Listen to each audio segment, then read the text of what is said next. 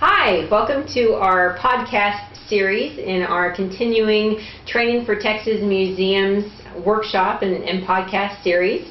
We're able to bring this training series to you through a grant from the Institute of Museum and Library Services. I'm Laura Casey, State Coordinator for the Museum Services Program at the Texas Historical Commission, and we have been traveling around the state for the last couple of years with our friends and partners at the Texas Association of Museums, taking a number of different workshops into your communities.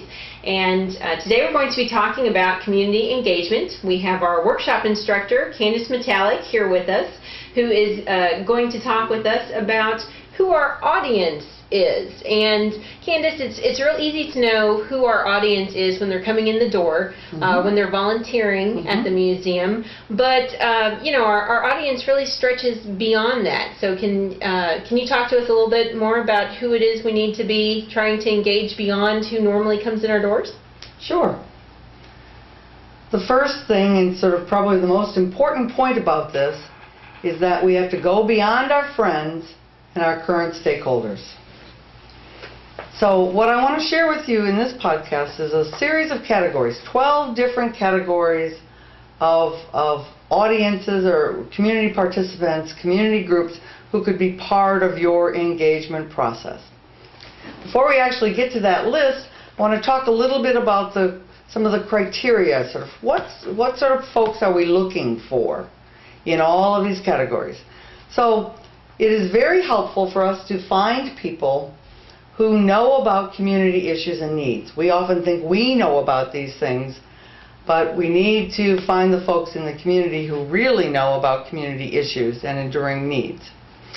It's always helpful to have folks who have some familiarity about your organization, even just to know that you exist in the community. So that's the second criteria.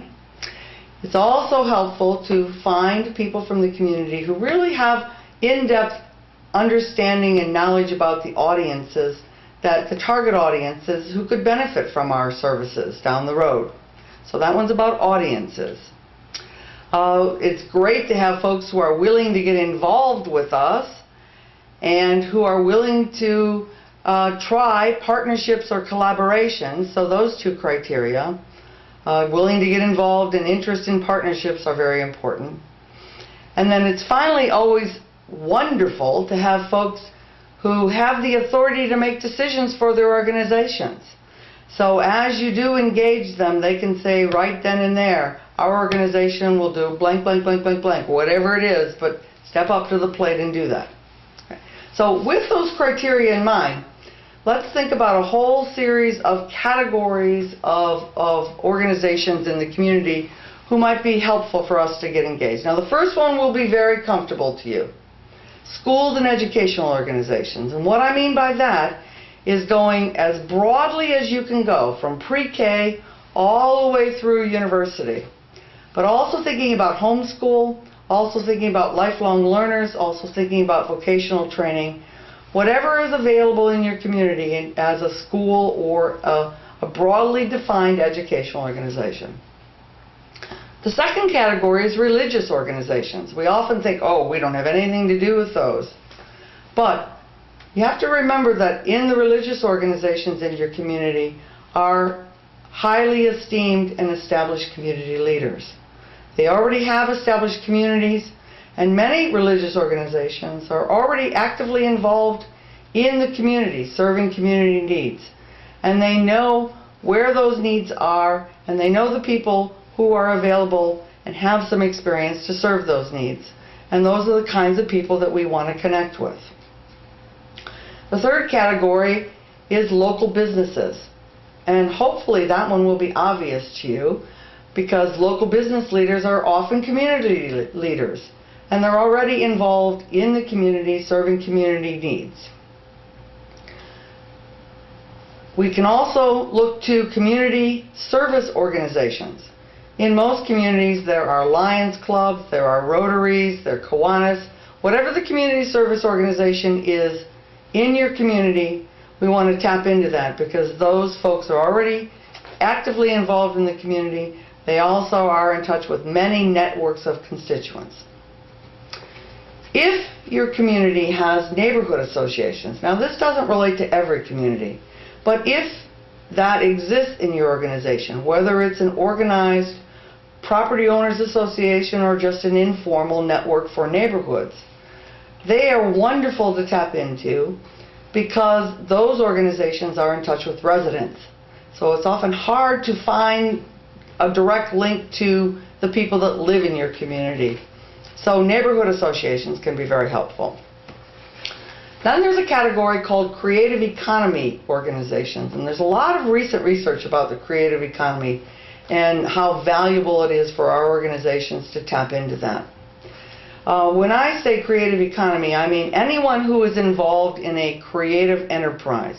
Now that can be from local city planners to graphic artists to architects, all the way to all of the traditional artists and craftspeople who live in your area. And the reason that they are so important is that they are naturally creative thinkers.